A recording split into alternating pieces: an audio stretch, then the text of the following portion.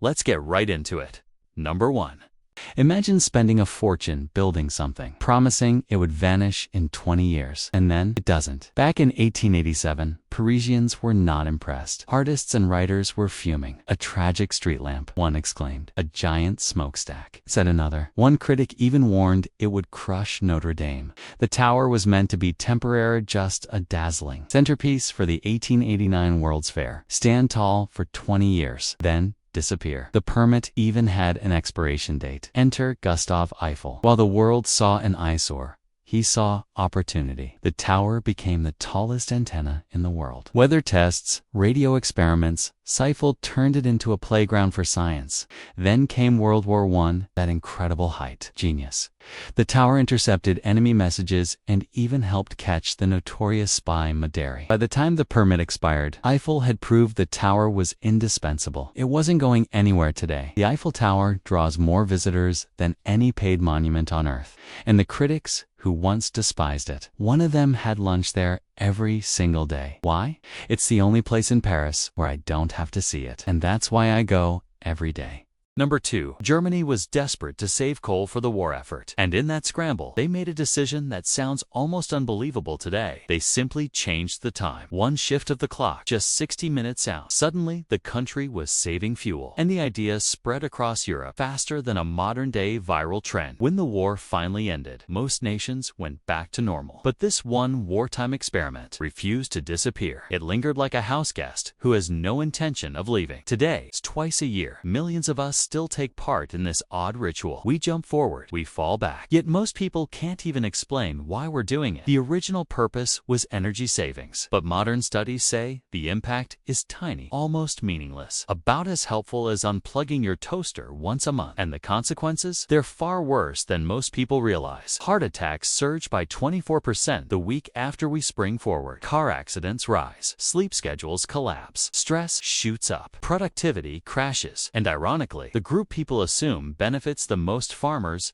actually hates it. Their days don't run on clocks. Cows don't care what time humans say it is. They want to be milked when they're ready, not when someone changes the clock overnight. Eventually, some states pushed back. Arizona and Hawaii took one look at this system and said, no thanks. But the rest of the country is still stuck in this loop, pretending time is something we can bend and reshape whenever it's convenient. Number 3. Imagine this: you're just trying to keep your neighbor's dog out of your yard for a couple of days. But the fence you build, it stays there for 70 years. That's the story of Korea, except this wasn't a fence. It became a 2.5 mile wide, 110-mile long scar, carved across an entire peninsula, laced with landmines, tangled barbed wire, and lonely watchtowers staring into the fog. The DMZ, the Demilitarized Zone. Back in 1953, world leaders believed this was nothing more than a temporary fix. Separate both sides, cool down the fighting, give diplomacy a little breathing room. But that temporary fix turned permanent. Decades rolled by. Soldiers stayed. Fear stayed. But slowly humans pulled back, and something unexpected happened.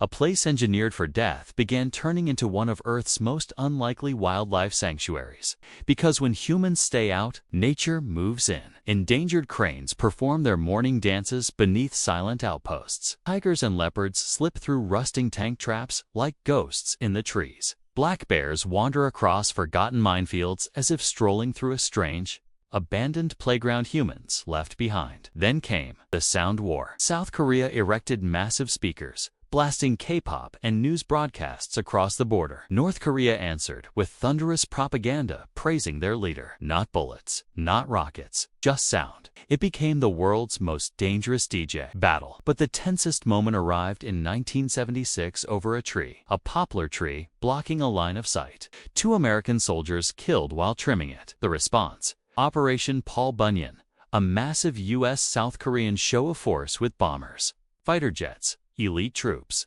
all deployed to cut down a single tree. Today, scientists estimate nearly 6,000 species now live inside the DMZ, creatures untouched by human cities. A wilderness frozen in time, a strip of land designed to keep humans apart, has become an accidental paradise for everything else. A place born from conflict, now quietly teaching the world what happens when humans step back, and nature is finally allowed to breathe.